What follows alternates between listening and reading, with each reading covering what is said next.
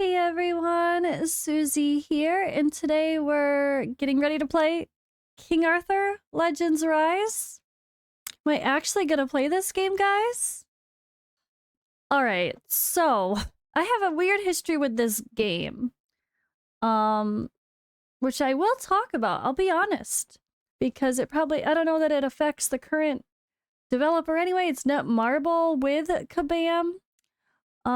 But I think they're using the same agency, but maybe if that agency is watching or listening, they will listen to my feedback.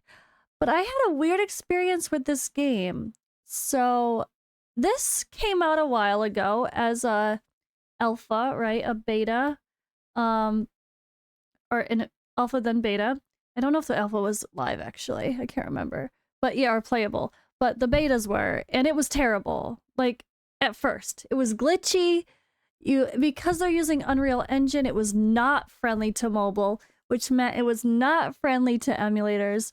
And then I think they did end up releasing beta on like Steam or something else, and it was okay. But by the time I saw what a hot mess it was on the very first day of beta, I was like, no, I don't know. It's messy. I don't know. It's so messy. But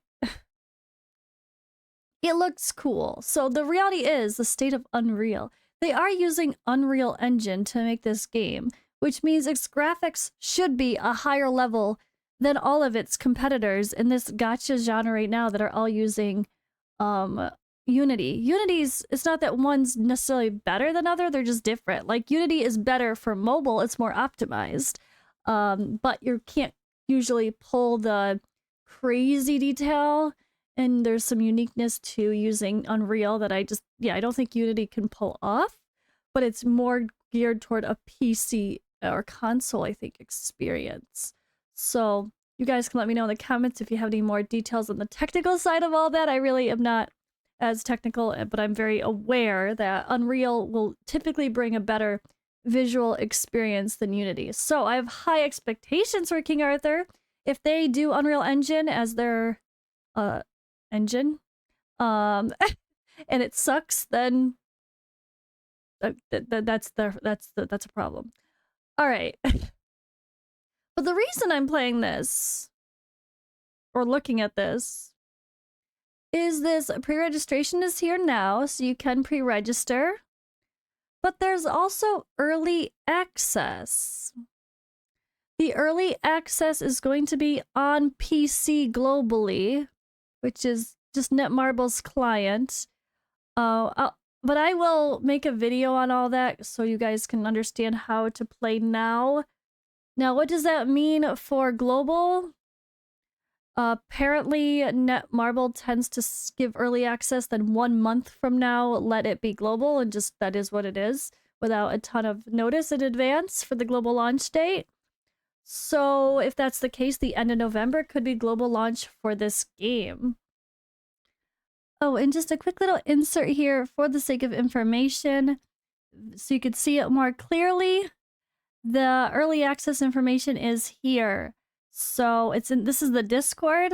It says early access, mobile Canada only, PC Netmarble launcher, global except for South Korea, Japan, China, Vietnam, and Afghanistan. Early access period is the 30th, which is Wednesday, until the grand global whatever launch UTC. So yeah, that's all we got, guys. That's all we got. The timing could be good for you, bad for you. Is it good for me or bad for me with my channels? Do I want to cover this on my second channel, the one I'm posting on now? Or would I want this to replace Watcher of Realms as a main game to cover daily? Because I'm also playing AFK Journey and I love that. And I'm definitely not canceling that anytime soon. And I'm trying to build up a brand new channel. Or do I still try to play King Arthur, AFK Journey, and Watcher of Realms? Because let's be honest, Watcher of Realms is very easy to just do your basics of your daily or your weekly requirements. And I could still just play kind of chill with Watcher like I am now. So I have a lot to consider if I end up liking this game. And that's what we're going to hopefully figure out in this YouTube series. So if you're skeptical about King Arthur, which I know a lot of people are, I've seen the comments, and you are not sure if you want to play this game because of your skepticism. For one, I understand it was a messy beta and I was skeptical. Well, I'm going to do my 1-week gameplay playthrough series, except every day I'm going to be releasing a video. So today is this first look. We're going to watch some trailers. We're going to watch some character stuff, which I think looked pretty cool. Then tomorrow, I'm going to post about what we know has changed since the beta. Then the 30th is the global launch. Or the global launch. The early access official launch. So I think I will very early put out a video that explains how to play now. In case I want to say my negative experience. So besides the game itself looking messy and it being buggy, like I guess another part of the game itself not being of interest was hearing how ridiculously pay to win it was. They had this system where you needed duplicate heroes to be able to unlock slots for like putting in more gear accessories. Like imagine in Raid, if you have your 6 slots of normal gear and then your 3 slots of accessories, and those 3 slots of accessories you could only unlock by using like having duplicates of the heroes, and it was not very achievable to get maxed heroes even if you grinded well and paid well, apparently. But I don't know the details of it. I did not play. I just heard the talks and I did try to get a little bit of clarification on it. Just that's like the TLDR. So that didn't sound good. But also, you know what else didn't sound good was my personal experience with this company. So I actually had dealt with their agency, the agency that was doing their bookings. I'm not going to say the name because I don't feel it's appropriate because they haven't screwed me over per se, but they're the agency that was handling this game when it was just Kabam, not Kabam, that's like the devs. The agency that was handling it was just completely wishy-washy, flaky, ghosting, and just all over the place. I got the first messages about the beta, player beta, we're interested, like, what, let me know your rates, what are your details, blah, blah, blah. This new game's coming out.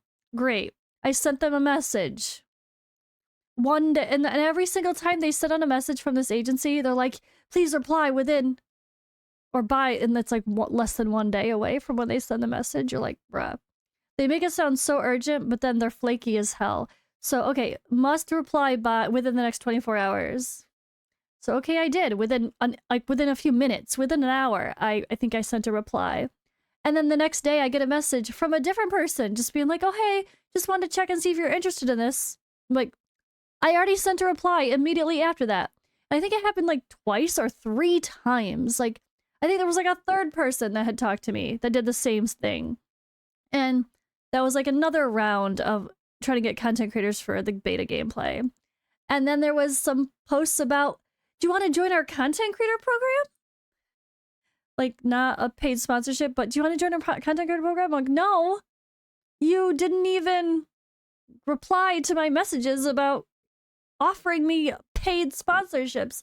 Why would I come play your game for free now? Like, it was just a mess. Like, and every time I replied to the agency, I either didn't get a reply or I got a reply from someone else asking the same question again. So just the lack of professionalism from the agency made me decide that I didn't want to play this game. So that's kind of a warning if there are any staff watching for the agency, for Kabam, for Netmarble, mods for the Discord that talk to the staff, whatever it may be. Please make sure your agency is actually on top of stuff because it does highly affect content creators. If that wasn't the case, this could have been the main game that I played heavily and had been promoting as well, instead of Watcher of Realms, which is now my channel with 30,000 subscribers that had been going really well since launch. But I guess it worked out for the best because they canceled beta. So back around to the what affects you, the players, not content creators and whatever. I still wanted to give that because I think that's just an honest thing to share. But the players also, they just shut down beta and then refunded everybody. So you're like, oh, is the game dead? Like, you're like, what's happening? Kind of like the other game I just made a video on it. They shut down beta. Does that mean it's dead? No, but hopefully it means a good thing. Hopefully it means someone better is coming in to help push things along. But the thing with this game about pushing things along right now is actually the lack of marketing. Are they pushing things along? I don't think so. So there is no marketing, and that's freaking me out a little bit. But I'm just hoping that's because they haven't officially launched or announced their launch date. Officially put out their launch date.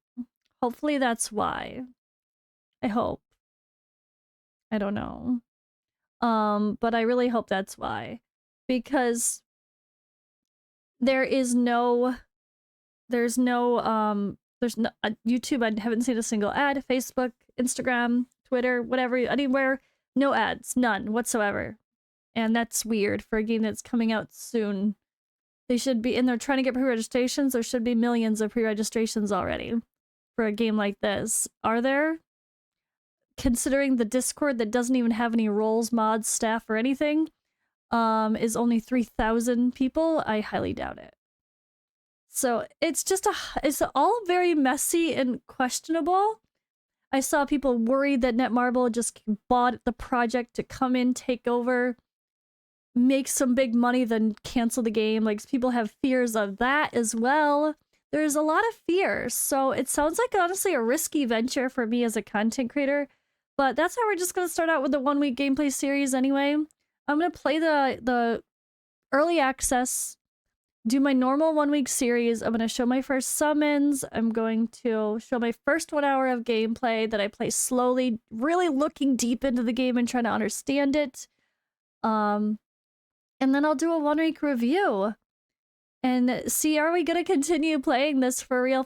Because this obviously has serious potential. So, speaking of serious potential, let's just watch the trailer, which is stunning.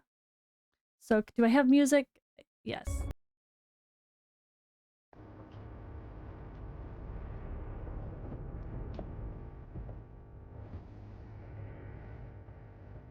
Arthur, I have sacrificed everything to save your kind from an ancient evil. My power burns within Excalibur.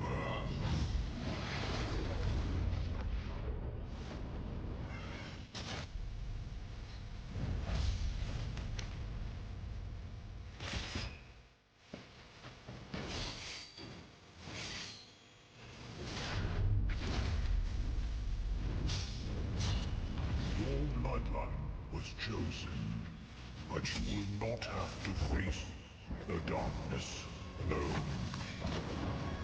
Fight with honor. Vanquish the wicked, and you may prove worthy of your legacy. It's so good. The graphics are gorgeous. The style is awesome.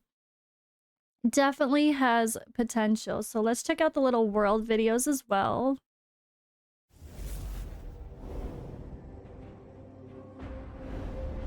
Long ago, the ancient gods used their incredible powers to rule the worlds.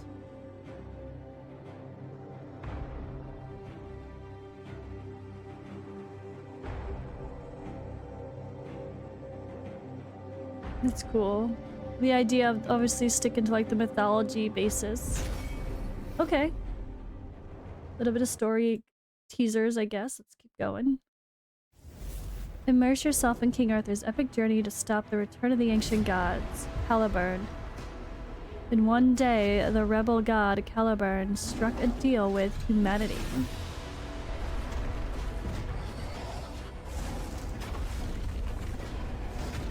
The dragon is Caliburn? I don't know the King Arthur legend, guys. If it's really... I don't know. Rebellion of humanity. He shared the gods' secrets of magic and technology with the downtrodden people of the world, sparking a great rebellion against the divine. Okay, that was a cool visual. That was really cool. Alright, let's see content.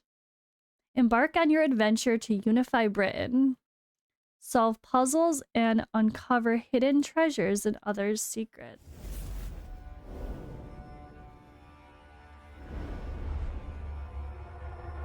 The actual running around the world reminds me so much of Dragonair. But the actual world itself might be a little better quality than Dragonair, which again I would expect because it's Unity. I hope it's better, or else I'd be very sad of them. People should have high expectations for the graphics of this game. If they're gonna go there, they better go there. That's how I feel. Alright. Breathtaking battles against giant bosses.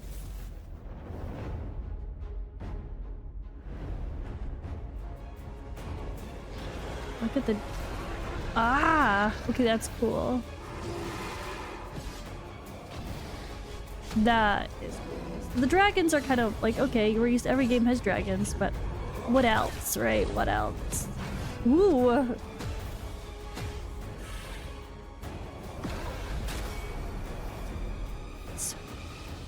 This game has insane potential to be like the game. And let's not talk about until Godforge comes out, because they're gonna be in the same market for sure, but I don't even know what's gonna really happen with King Arthur, honestly. Like I said, I have this fear because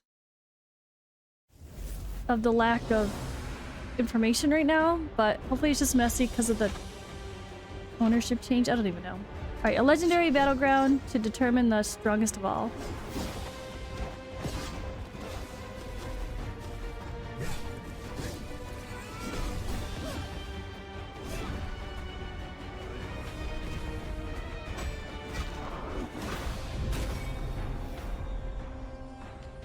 Very cool. So all these videos, guys, by the way, are on the website, but not shown on the actual YouTube channel, which is also weird. They're all unlisted. So I think every hero also has a video. So we have Arthur. Let's just watch a couple, because this is a lot. Lord of Camelot and ruler of all Britain, attack Bull and...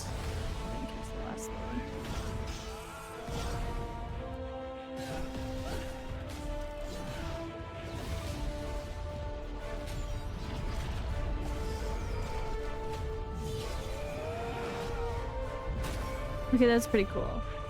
Let's pick someone else. We have Merlin. Let's see their version of Merlin. Day. Oh, it was like day, night. Support steed. Hold on, wait. An archmage who has served the House of Pendragon for centuries.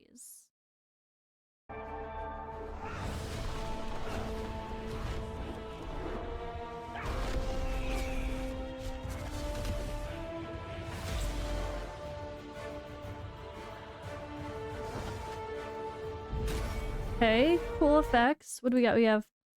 Alright, let's just go through. We have Gawain. Very cool. Guinevere. Alright, let's see her. She's shield maiden style. Yeah. Daughter of king of an heir to the... Ah! Too fast! Can't read it fast enough. Daughter of king Leodragans. Leodragans. That's a long word. And the font's terrible. I can't see what's different between an O and a D. Alright, and heir to the kingdom of Camelot in northern Britain. Defense, Hound, Squall. Day, night, squall. Is it like what? There's weather? I don't know anything about the elements or affinities or whatever. So I am coming at this as someone who did not play the beta or anything, remember, so. We're all, and plus people that did, there's a lot of changes it sounds like, so it's gonna feel new to most people anyway. Alright, we have Tristan, like Tristan and Isolde. Lot. Oh, control buff rain. Oh yeah, we can see the other details, like yeah, control buffering. That's freaking cool. Morgan. Oh, like Morrigan. Control Serpent Knight. Lancelot. Control Steed Rain. Bedivere, Attack Crow, Squall. That's so interesting. Claudus. Attack Hound Squall. Hound. Serpent. Okay, so they have like this animalist like synergy. I wonder what that is. I don't know. Sigrun. Defense, Serpent Knight. Sigrun? I don't know. It's female. I don't know. Gillian. We had a cute little fairy. All right, let's watch the fairy. The current ambassador to Camelot from something because I can't read it fast enough. Oh my god. He's like your little Tinkerbell.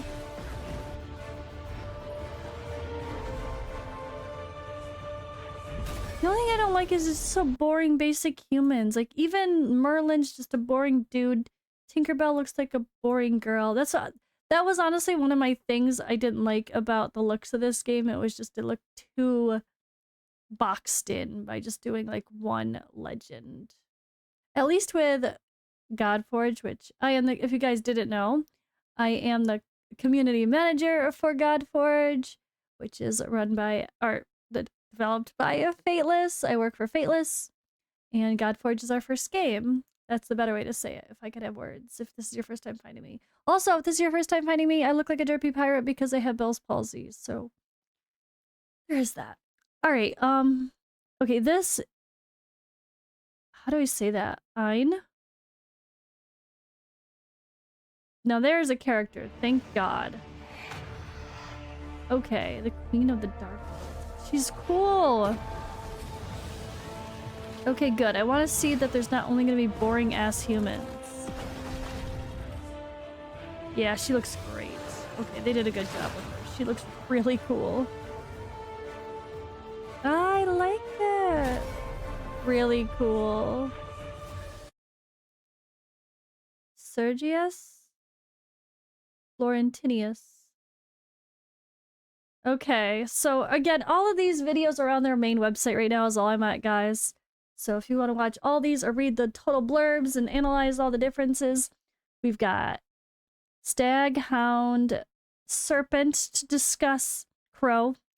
We've got Attack, Control, Support, some sort of Defend as well. Defense. So that's pretty cool. We've got Night, Day, Squall. Rain. We've got Weather, Heat. Oh. Yeah, I don't know what's... I'm really curious. Oh, here we go. I could hover over it. Oh my god. Heat. Heroes that prefer heat will receive environmental effects. Bull. Increases effect accuracy centric abilities. Attack increases attack centric abilities. Squall. Environmental effects related to those. That's so cool. Serpent is attack speed centric abilities. Bull, oh yeah, accuracy. Crow, HP centric abilities. What was the other one? There was one more. Hound. Defense centric abilities. All right, yeah, this is really crazy. There's a lot to unpack here. There's so much more I could talk about in this little first look video, but I will say there is a Discord community, but it's very much lacking. Like I said, there's like 3,000 members, unless it's changed in the last few days. There's a couple of us chatting here and there. There's some suggestions where no one is talking and replying and questions that no one is answering. There's no roles in the Discord. There's just... I don't know. It's weird. So I don't know if they're actually going to go with Discord as a main place for information. They did set it up, so hopefully. But apparently Netmarble, like a lot of apparently Korean-based developers tend to use forums. I'm like, to me that's super ancient and not friendly at all, but okay. So I don't know, is this Discord gonna be popping? I don't know, but they have been doing this little fun countdown. We are 2 days away. So, lots of information to come. Stay tuned. I will post some more videos every day. And hopefully I don't know if I'm gonna post videos every day until the 1 week review, but probably, because this is a lot to unpack and it is a very intense game. There could be serious potential for something we've all been waiting for, that are sick of Raid, Shadow Legends, that don't really care for the tower defense style of Watcher of Realms. And then what else? There isn't much else. A lot of us, again, are waiting for Godforge. So if that is you,